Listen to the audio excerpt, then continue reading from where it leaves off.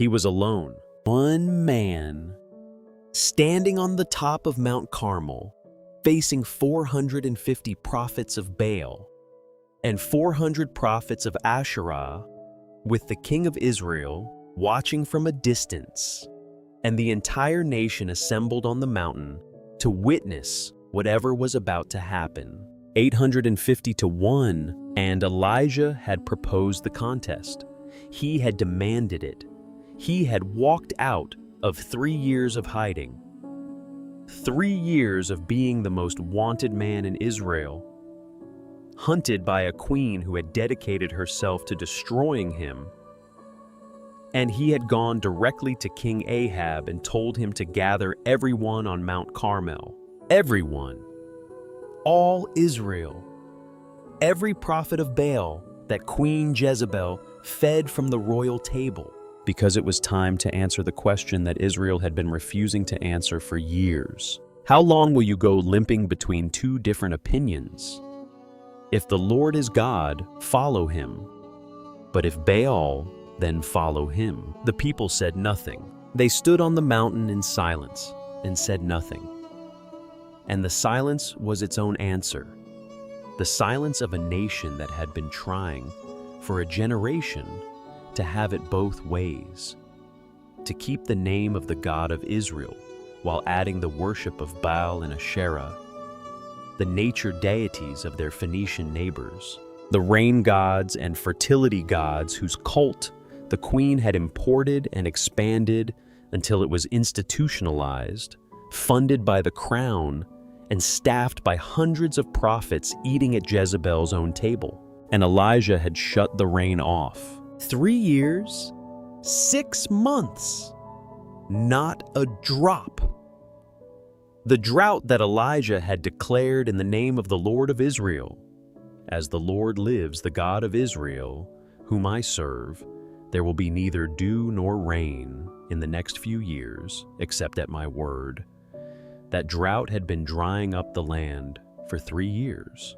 The Baal worshippers, the priests and prophets of the deity, specifically associated with rain and storms and the fertility of the earth, had been praying to their God for 3 years in a land with no rain, and nothing had come. Now the question was going to be answered. On the top of a mountain, in front of everyone, with fire. To understand what was happening on Mount Carmel, you need to understand the specific battle it represented, because it was not a generic conflict between good religion and bad religion. It was a specific confrontation between two specific people over the soul of a specific nation. Ahab was king of Israel in the 9th century before Christ. By the accounting of the Book of Kings, he was one of the worst kings Israel had ever had, which, given the competition, was a significant achievement. He did more to provoke the God of Israel than any of the kings who had preceded him. And the text identifies the specific reason. He had married Jezebel, daughter of the king of Sidon, and through that marriage had imported and institutionalized the worship of Baal. Jezebel was not a passive royal wife. She was a force. She had come from a culture where the king was also the representative and promoter of the state religion, and she applied this model in Israel with the full resources of the crown behind her. She funded a professional class of Baal prophets, 450 of them, plus 400 prophets of Asherah, housed them, fed them, gave them institutional weight and royal protection, and she hunted the prophets of the Lord. The text says she was killing them, not metaphorically, not marginalizing them, not simply replacing them in public influence. Killing them. Obadiah, the man who ran Ahab's palace, had hidden 100 prophets of the Lord in 2 caves and was feeding them bread and water at personal risk. The prophetic tradition, the voices that had spoken for the God of Israel through the centuries, calling kings to account, naming sin, announcing consequences, was being systematically eliminated.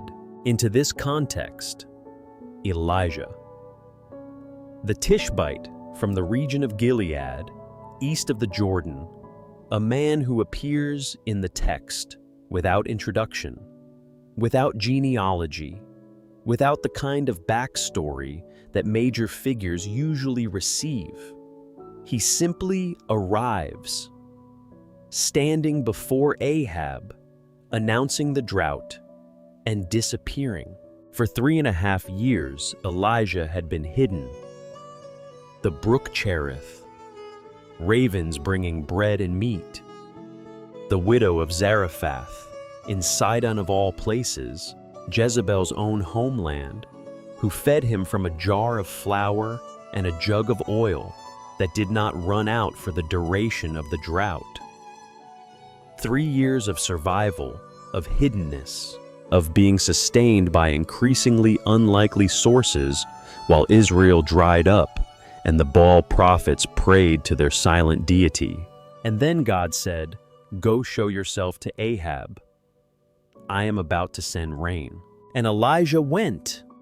If this story is already gripping you, if you can feel the weight of one man walking out of hiding to face an entire system that wants him dead, subscribe right now. Because what happens on top of that mountain is one of the most dramatic confrontations in the entire Bible. When Ahab saw Elijah, he said something that reveals everything about how the king understood the situation. "Is that you, you troubler of Israel?" "You troubler of Israel. Not you prophet of the Lord.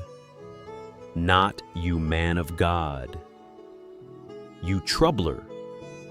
The one who caused the problems." The drought, in Ahab's understanding, was Elijah's fault. The man who had declared it was the one to blame for it, not the king and queen who had driven Israel away from the God in whose name the declaration was made. And Elijah's response was immediate and precise. "I have not troubled Israel, but you have, and your father's house, because you have abandoned the commandments of the Lord and followed the Baals." The diagnosis was delivered with the confidence of a man who had been in hiding for 3 years and had thought this through completely. You are the troubler, not the prophet. The king who imported the foreign queen and the foreign gods and replaced the worship of the Lord with the worship of Baal. He is the one who brought the drought. The drought is the consequence of the apostasy, not the cause of the trouble. And then Elijah made his demand. "Gather all Israel to Mount Carmel. Bring the 450 prophets of Baal and the 400 prophets of Asherah who eat at Jezebel's table." Mount Carmel was a significant choice. It was a long ridge on the border between the territory of Israel and the coastal plain, visible from a great distance, a natural gathering place, a location that had religious associations in the ancient Near East. It was high ground in every sense, and Ahab did it. This is one of the more surprising moments in the narrative. Ahab, the king who had been hunting Elijah for 3 years, who called him the troubler of Israel, who had allowed his wife to kill the prophets of the Lord, gathered everyone to Mount Carmel at Elijah's request. Perhaps he was curious. Perhaps he believed on some level that the Baal prophets would win the contest and justify everything his wife had done. Perhaps he simply did not know how to say no to the prophet who had shut the rain off with a word. Whatever the reason, he gathered them, and the nation came. Elijah laid out the term simply: 2 bulls, 2 altars. The prophets of Baal would prepare 1 bull and lay it on wood and call on the name of their God. Elijah would prepare the other and call on the name of the Lord. No fire. Neither side would light the wood themselves. The God who answers by fire, he is God. The people answered, "It is well spoken." Think about what these terms accomplished. Baal was the god of the storm, of lightning, of the fire that comes from heaven in the form of lightning bolts. If there was any deity that should have been able to answer by fire, it was Baal. The contest was designed in Baal's presumed area of strength. Elijah was not asking Baal to produce rain. Baal's most obvious failure over the past 3 years, the drought Elijah had called. He was asking for fire, and he let the Baal prophets go first. Choose for yourselves one bull and prepare it first, for you are many, and call upon the name of your God, but put no fire to it. You go first. You are many, 850 of you, against my one. You have the home court advantage of a deity whose primary symbol is fire from the sky. Take the morning. Take as long as you need. They called on Baal from morning until noon. "O Baal, answer us!" They cried out. They danced around the altar they had built. They performed the rituals, made the appeals, enacted the worship that their tradition had developed over generations for exactly this kind of petition. Nothing. No voice, no fire, nothing. And then Elijah did something that has raised eyebrows in every generation that has read this account. He mocked them. Cry aloud, for he is a god. Either he is musing, or he is relieving himself, or he is on a journey, or perhaps he is asleep and must be awakened. This is remarkable on several levels. It is, first of all, genuinely funny. The prophet of the Lord suggesting that Baal might be in the bathroom or napping. But it is also a sophisticated theological statement. The gods of the nations were understood in the ancient Near East to have limitations. They needed rest. They could be absent. They were powerful but bounded. The satire works because it takes the claims of Baal worship seriously enough to trace out what those claims would mean.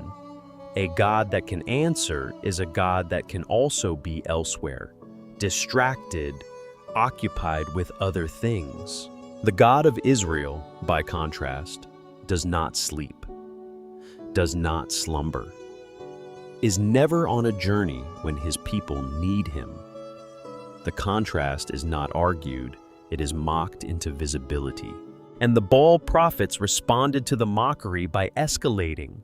They cried louder, and they cut themselves with swords and lances until the blood flowed. This was apparently part of the ritual, the ecstatic, bloody, extreme worship that Jezebel had imported from the Phoenician cult. They cried and raged until the evening sacrifice. All afternoon, no voice. No answer. No one who paid attention. And then Elijah called the people near to him, and he repaired the altar of the Lord that had been thrown down.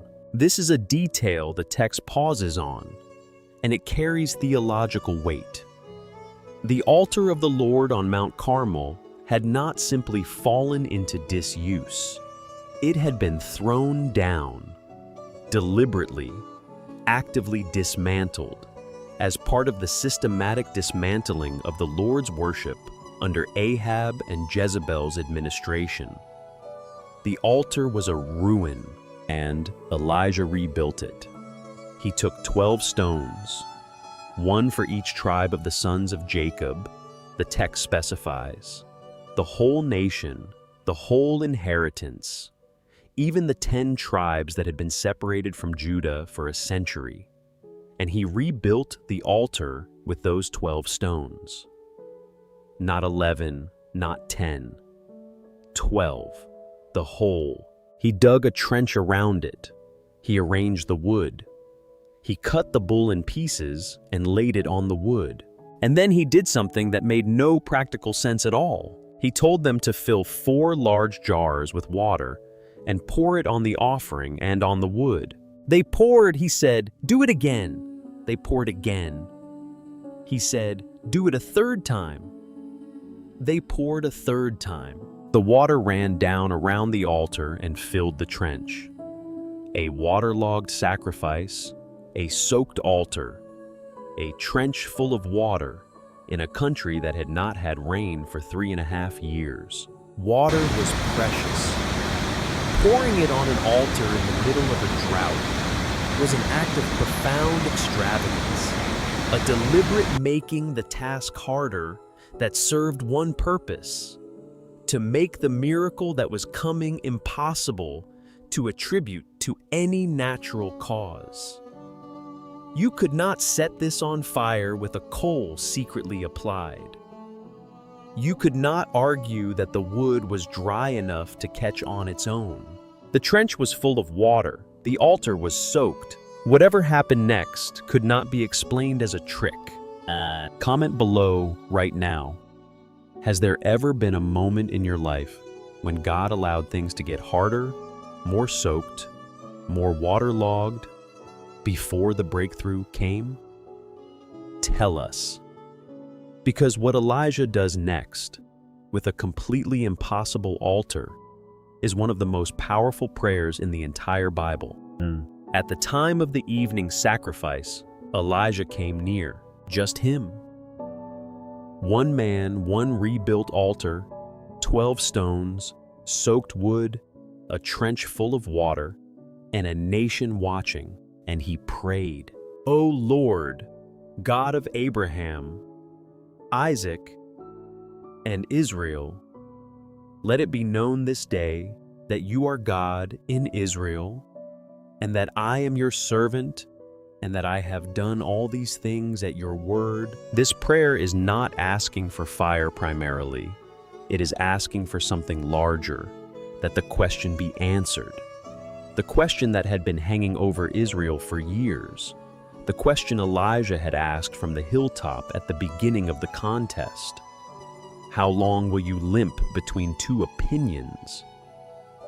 Elijah was now asking God to answer it so definitively that no one present could remain undecided. Answer me, O Lord. Answer me, that this people may know that you, O Lord, are God, and that you have turned their hearts back. That you have turned their hearts back. The prayer assumed that the divided, limping, refusing to choose condition of Israel was not simply stubbornness, but a heart that had been turned by the systematic, institutionalized, royally funded replacement of the Lord's worship with Baal's. And it asked for the kind of answer that could turn hearts back. Not just an answer that would satisfy curiosity, an answer that would restore. And the fire fell. The fire of the Lord fell and consumed the burnt offering, and the wood, and the stones, and the dust, and licked up the water that was in the trench. Read that sequence again. The burnt offering. Yes. The wood. Yes. The stones. The dust. The water in the trench. Not just the sacrifice. Everything. Every soaked piece of wood, every stone Elijah had laid with his own hands. The dust of the ground under the altar, the water that had filled the trench and overflow, the water poured 3 times in a drought specifically to make this impossible, licked up, nothing left. The fire that fell on Mount Carmel was not the ordinary fire of combustion. It was the specific, consuming, thorough fire of divine answer. Fire that addressed every element of the scene. that left nothing that could be preserved as an artifact or studied as evidence of a trick, that burned in a way that said, this was not chemistry, this was not nature, this was an answer. And the people who had been silent when Elijah asked his question at the beginning, who had said nothing when he challenged them to choose, the people fell on their faces. The Lord, He is God. The Lord, He is God. Not interesting. We'll consider it. Not 1 point to Elijah's side. They fell on their faces, all of them. The nation that had been limping between two opinions, the crowd that had watched 450 prophets dance and bleed and cry for Baal all day without a word, they went down. And Elijah said, seize the prophets of Baal, let not one of them escape. And they were seized, and they were brought down to the brook Kishon, and Elijah killed them there.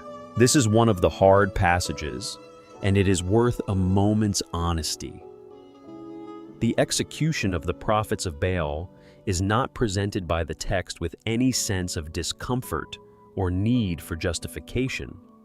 It was the standard response in ancient Near Eastern culture to a contest of this nature, and the text treats it as the completion of the judgment that the contest had rendered. It will not be easy for every modern reader.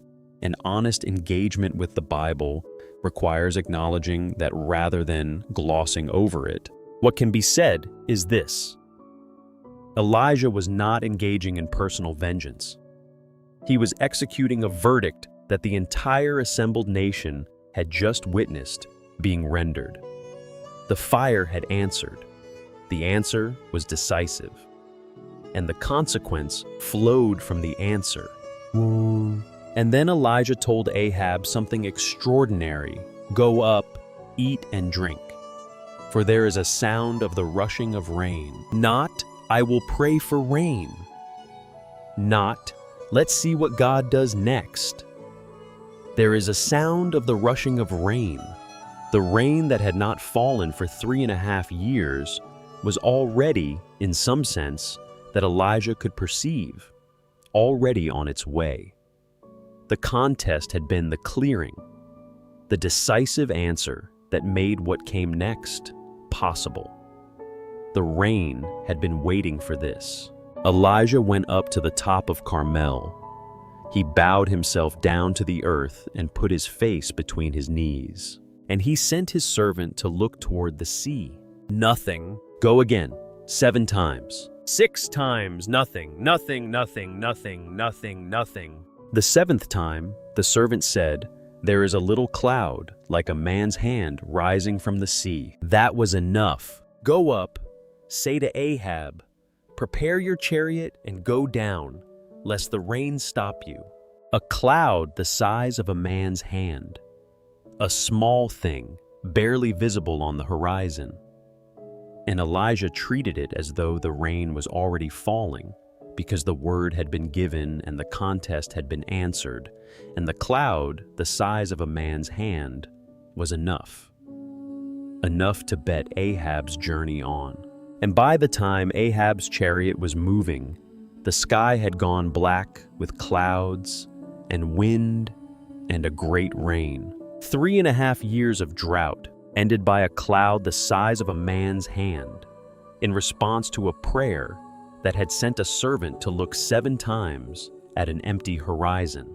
And then the text records one of the strangest details in the entire Elijah narrative. Possibly one of the strangest in the entire book of Kings. The hand of the Lord was on Elijah, and he girded up his loins, and he ran before the chariot of Ahab to the entrance of Jezreel. He ran faster than the chariot, 18 miles from Carmel to Jezreel, in the rain that was now pouring, and Elijah ran before the king's chariot the entire way. The prophet who had called the drought and ended the drought, who had stood alone against 850 on the mountaintop, who had rebuilt the ruined altar and poured water on it in the middle of a drought and called down fire from heaven, ran home in the rain like a man who had been given something he could barely contain. And then the next morning, a message came from Jezebel. So, may the gods do to me and more also, if I do not make your life as the life of one of them by this time tomorrow. The queen, who had been funding 850 prophets, just watched all of them die on a mountain. And her response was not grief or reconsideration or the kind of assessment that looks at the fire that consumed stones and water and says, perhaps we have been wrong. Her response was a death threat. And Elijah, the man who had stood alone on the mountain, who had called down fire from heaven, who had outrun the king's chariot in the rain, was afraid. He got up and ran for his life. This moment has troubled and comforted readers in equal measure for 3,000 years. The man who had faced 450 prophets with a calm authority that allowed him to mock them while they bled, who had prayed with certainty while the altar was soaked, who had been so confident in what God was doing that he told Ahab the rain was coming before the cloud appeared. That man ran from a death threat delivered by a woman who had just watched her entire prophetic establishment destroyed. He ran to Beersheba. He went a day's journey into the wilderness. He sat down under a juniper tree, and he asked to die. It is enough, O Lord, take away my life, for I am no better than my fathers. This is not a failure of faith. Or if it is the failure of faith that happens to the most faithful, after the most costly, most exposed, most emotionally and spiritually exhausting moments of their lives. Elijah had just lived through something that would have unmade most people before it was even half finished. And when the threat came, the personal, specific, one-person death threat, the resources that had sustained him through the contest on the mountain had run out. He was empty. He was done. He asked God to take his life. And God sent an angel with bread and water. Not a rebuke. Not an exhortation to get back up and fight. Bread, baked on hot stones. A jar of water. Arise and eat, for the journey is too great for you. The journey is too great for you. Not you are weak and should be stronger. The journey is too great. The recognition that what Elijah had just been through was genuinely, extraordinarily costly, and that the appropriate divine response to a prophet lying under a tree asking to die was not correction, but food. And then, strengthened by that food, Elijah walked 40 days and 40 nights to the mountain of God, where the Lord met him in a still small voice and sent him back with new instructions and the news that he was not in fact alone, that 7,000 in Israel had not bowed to Baal. 7,000 in the darkness of a seemingly lost cause. 7,000 who had held. The fire on Mount Carmel was real. It consumed stones. It licked up water. It silenced 450 prophets and brought a nation to its knees in a moment that the Book of Kings regards as one of the decisive turning points of Israel's history. And then the prophet who called the fire fell apart under a juniper tree in the wilderness and asked to die. Both of these things are true. Both of them are part of the same story. And the combination, the fire and the exhaustion, the mountaintop and the juniper tree, the fire that fell and the still small voice that followed, that combination is part of what makes this story more honest and more enduring than a simple triumph narrative. The fire on the mountain was necessary. The drought had been necessary.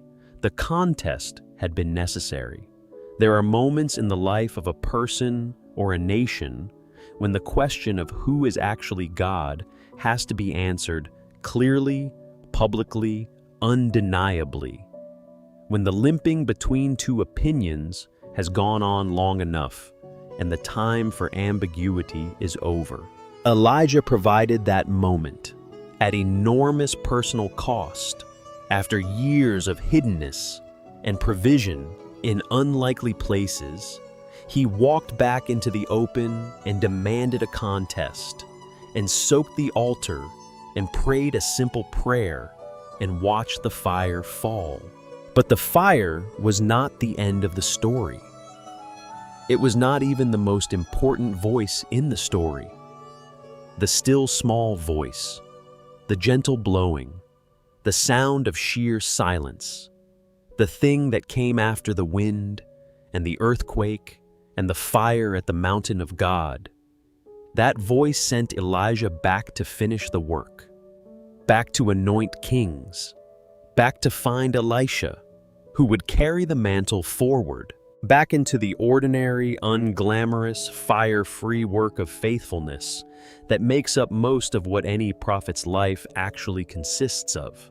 The fire got the question answered. The still small voice kept the work going. And for every person watching this today who is in the middle of their own contest, their own moment when the question has to be answered, when the altar is soaked and the trench is full, and the servant has looked toward the sea 6 times and seen nothing, this story offers both things. The fire is available, and so is the bread under the juniper tree. The journey may be too great. God knows that. And the same God who answered by fire on Carmel also baked bread on hot stones for a prophet who had run out and was lying in the wilderness asking to die. Arise and eat. Not, what are you doing here? Not, you should be stronger than this. Not, after everything I just did on that mountain, you're complaining. Bread. Water.